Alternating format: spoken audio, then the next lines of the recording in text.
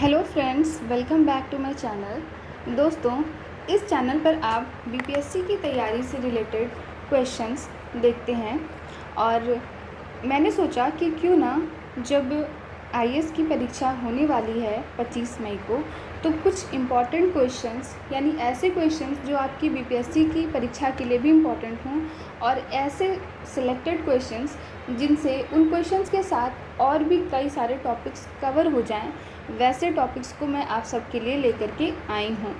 इस क्रम में मैंने दृष्टि सीरीज़ की बुक से आपके लिए कुछ क्वेश्चन सेलेक्ट किए हैं और इस क्रम में अभी तक आपने आर्ट एंड कल्चर और प्राचीन इतिहास को कवर किया है।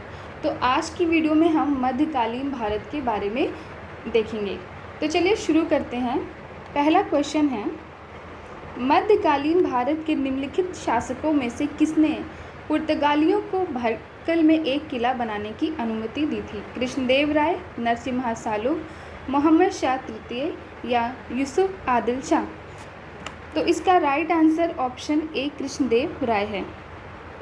आइए थोड़ा सा एक्सप्लेनेशन देख लेते हैं। भटकल कर्नाटक के उत्तर कन्नड़ जिले के दक्षिणतम छोर पर स्थित है। ये शराबी नदी के दक्षिणी तट पर स्थित है और ऐसा कहा जाता है कि भटकल नाम जैन संत भट्ट अकालंका के नाम पर पड़ा था, जो कि 9वीं शताब्दी में यहाँ निवास करते थे। और भारत में पुर्तगालियों के आगमन के साथ ही भटकल चर्चा में रहा। वास्को डी गामा के समय से ही भटकल के सरदार पुर्तगाली शासकों को कर यानी टैक्स देते थे। सम्राट कृष्णदेव राय ने 1510 ईस्वी में पुर्तगालियों को यहाँ एक किला बनाने की अनुमति प्रदान की थी। नेक्स्ट, निम्नलिखित साम्राज्यों पर विचार कीजिए। होयसल, गढ़वाल, काकतीय, यादव। उपयुक्त में से कितने साम्राज्यों ने अपने राज्य आदि 8वीं शताब्दी ईस्वी में स्थापित किए? केवल एक, केवल दो, केवल तीन या किसी ने नहीं? तो इसका राइट आंसर है ऑप्शन डी, किसी ने नहीं। आइए व्याख्या देख लेते हैं। होयसल साम्राज्य उन शक्तिशाली साम्राज्यों में से एक था जिसने 10वीं से 14वीं शताब्दी के मध्य दक्षिण भारत में शासन किया था। आईएएस की परीक्षा में इस टाइप के भी बहुत से क्वेश्चंस बन जाते हैं, तो आपको एक एक पॉइंट ध्यान में रखना होता है। जैसे दक्षिण की जगह उत्तर दे दिया ऑप्शन में कि क्या होयसल का साम्राज्य उत्तर भारत में था, तो आपको ये सारी चीज़ें भी ध्यान में रखनी है। होयसल साम्राज्य की राजधानी आरंभ में बेलूर में अवस्थित थी, जिसे बाद में हलेबीडु में स्थानांतरित कर दिया गया था। होयसल साम्राज्य के शासनकाल से दक्षिण भारतीय कला, वास्तुकला एवं धर्म का विकास हुआ था तथा इसकी विरासत मुख्य रूप से होयसल वास्तुकला में निहित है। गढ़वाल राजवंश 12वीं और 13वीं शताब्दी में हुए मुस्लिम आक्रमण के पहले उत्तर भारत का एक साम्राज्य था। काकतीय और यादव।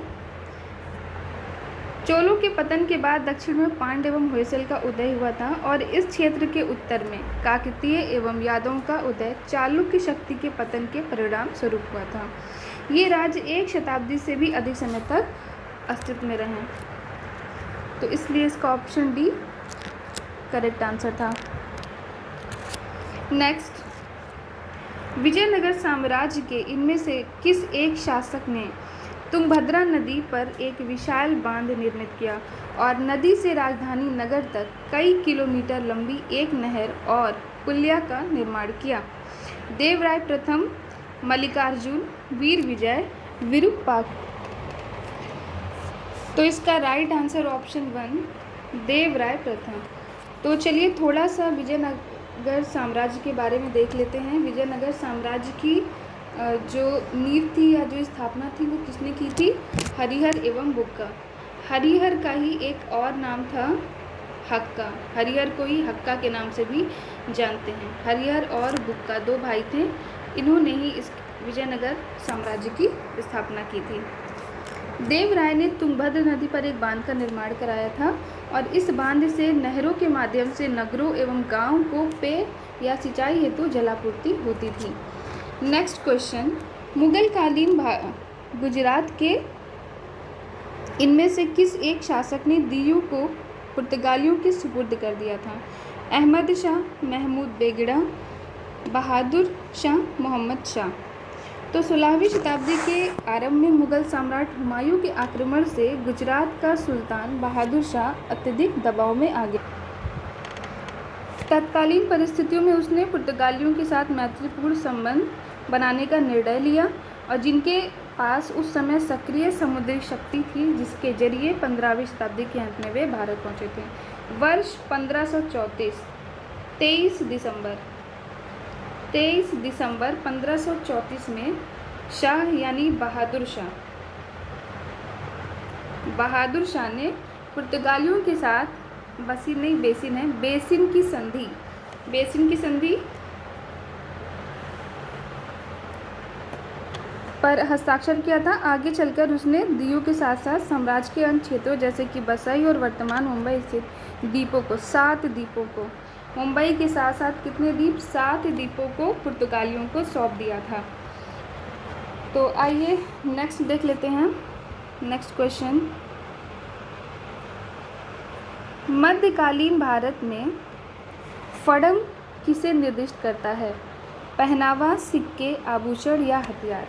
तो फड़म शब्द मुख्यतः पेनम शब्द से बना है, जिसका अर्थ होता है सिक्का, यानी पेनम शब्द का यूरोपीय संस्करण है फड़म, जिसका अर्थ होता है सिक्का। और ये सिक्के सोने के होते थे, ये सोने के सिक्के होते थे फड़म, जो कि मुख्यतः दक्षिण भारत में उपयोग में किए जाते थे। मध्यकालीन त्रावणकोर में फैनम और चक्राम सिक्के मुद्रा की नियमित इकाई थे और व्यापार के लिए बड़े पैमाने पर उपयोग किए जाते थे। नेक्स्ट क्वेश्चन, भारतीय इतिहास के संदर्भ में निम्नलिखित कथनों पर विचार कीजिए। भारत पर पहला मंगोल आक्रमण जलालुद्दीन खिलजी के राज्यकाल में हुआ था। अलाउद्दीन खिलजी के राज्यकाल में एक मंगोल आक्रमण दिल्ली तक आ पहुंचा और उस शहर पर घेरा डाल दिया। मोहम्मद बिन तुगलक मंगोलों से अपने राज्य के कुछ उत्तरी पश्चिमी भाग अस्थायी रूप से हार गया था, यानी टेम्पररी रूप से वो हार गया था। उपयुक्त कथनों में से कौन सा सही है? यहाँ पर थोड़ा ध्यान से पढ़ना होता है, कभी कभी पूछता है कौन सा सही है या कभी कभी कि कौन सा सही नहीं है। तो इसमें राइट आंसर है केवल 2, केवल दूसरा ऑप्शन सही है। आइए व्याख्या देख लेते हैं।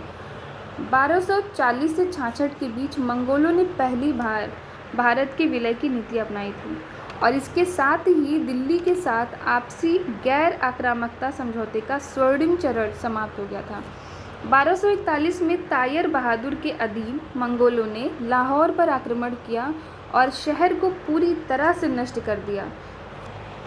1299 में मंगोलों ने मंगोल शासक दवा खां के पुत्र कुतलुक खां, जिसको कुतलुक ख्वाजा भी के नाम से भी जानते हैं, के नेतृत्व में भारत पर आक्रमण किया।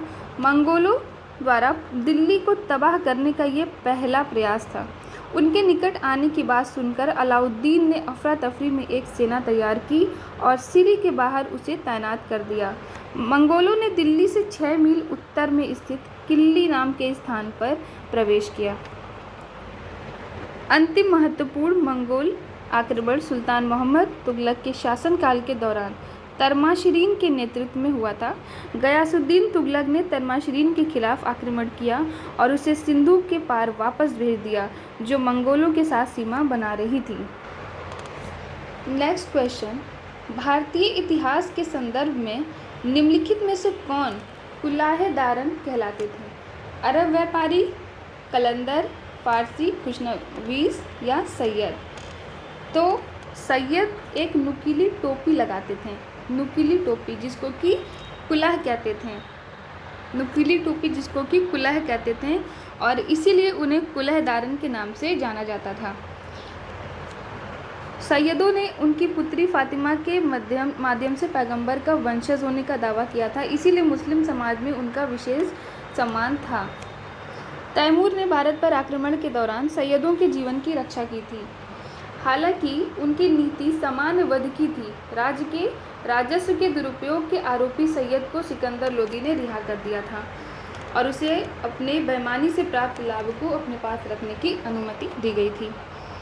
नेक्स्ट, मध्यकालीन भारत के संदर्भ में निम्नलिखित में से कौन सा आकार की दृष्टि से आरोही क्रम में सही अनुक्रम है?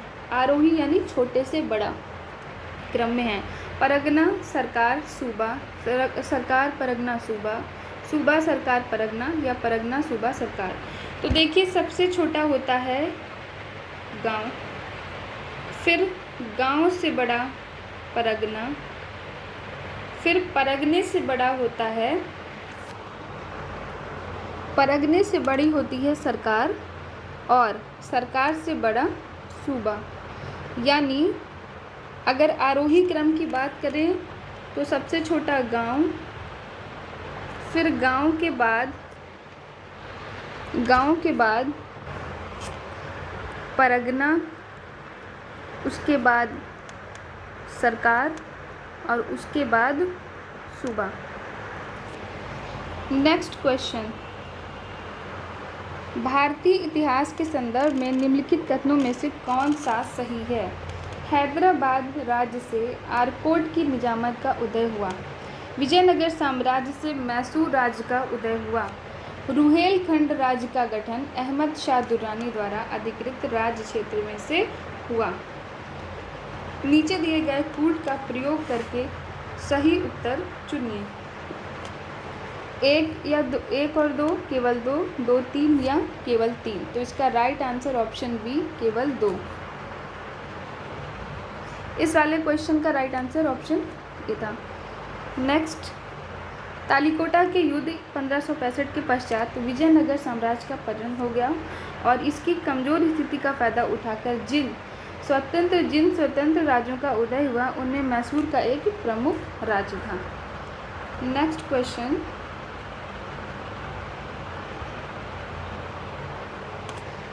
इसमें थोड़ा और एक्सप्लेनेशन है। नादिर शाह के आक्रमण के पश्चात मुगल प्रशासन के संकट काल में, क्योंकि नादिर शाह का आक्रमण कब हुआ था? 1739 में। कहाँ पर? दिल्ली पर। और कहते हैं कि इसने इतना लूटा था कि सिंध से दिल्ली तक इसकी बैलगाड़ियाँ जिन पर ये सामान लूट कर ले जा रहा था वो इतनी लंबी कतारें थीं। तो इसमें इतनी भयंकर लूट हुई थी कि मुगल प्रशासन पर संकट काल आ गया था। अली मोहम्मद खान ने रुहेलखंड नाम से एक नए राज्य का गठन किया जो उत्तर में कुमायूं की पहाड़ियाँ तथा दक्षिण में गंगा तक विस्तृत था। आरंभ में इसकी राजधानी बरेली के आंवला में स्थित थी जो बाद में रामपुर में स्थानांतरित कर दी गई। रुहेलों का संघर्ष दिल्ली, अवध और जाट राज्य से लगातार चलता रहता था। तो अवध यानी कि लखनऊ, अयोध्या, रायबरेली, बाराबंकी, सुल्तानपुर, ये सारे जो एरिया हैं, सीतापुर, बहराइच, ये सारे एरिया जो हैं वो ये अवध के हिस्से हैं। नेक्स्ट क्वेश्चन, पुर्तगाली लेखक नूनीज के निम्नलिखित में से थोड़ा सा ये क्लियर नहीं है, वैसे किन किन क्षेत्रों में महिलाओं के निपुण होने की बात इसमें कही गई होगी? कुश्ती, ज्योतिष शास्त्र, लेखाकरण, भविष्यवाणी। तो 1535 से 37 के मध्य पुर्तगाली यात्री नूनीज ने विजयनगर की यात्रा की थी और उसने वहाँ की सामाजिक आर्थिक दशा का विस्तृत वर्णन किया था। इस समय अच्युत देवराय का शासन था। किसका? देवराय का शासन था। नूनीज के अनुसार विजयनगर में स्त्रियों का बहुत सम्मान था और कुछ स्त्रियां मल्ल योद्धा, ज्योतिषी, भविष्यवक्ता, अंगरक्षिकाएं, सुरक्षाकर्मी, लेखाधिकारी, लिपिक एवं संगीतकार होती थी। यानी कि हर क्षेत्र में ही लगभग उनका योगदान था। वे युद्ध में भी भाग लेती थी। तो अतः ऑप्शन डी यानी 1, 2, 3, 4 सारे ऑप्शंस सही। इल्तुतमिश के शासनकाल में चंगेज़ खान भगोड़े ख्वारिज़म युवराज की खोज में सिंधु नदी तक पहुंचा था। मोहम्मद बिन तुगलक के शासनकाल में तैमूर ने मुल्तान पर अधिकार किया था और सिंधु नदी पार की थी।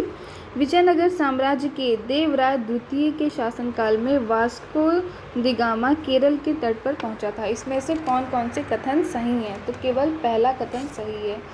मंगोलों के महान नेता चंगेज़ खां पर्शिया यानी ईरान पर आक्रमण करके उसके शासक अलाउद्दीन मोहम्मद ख्वारिज़म शाह का साम्राज्य नष्ट कर दिया और उसे जान बचाकर कैस्पियन समुद्र तट की ओर भागने पर मजबूर कर दिया।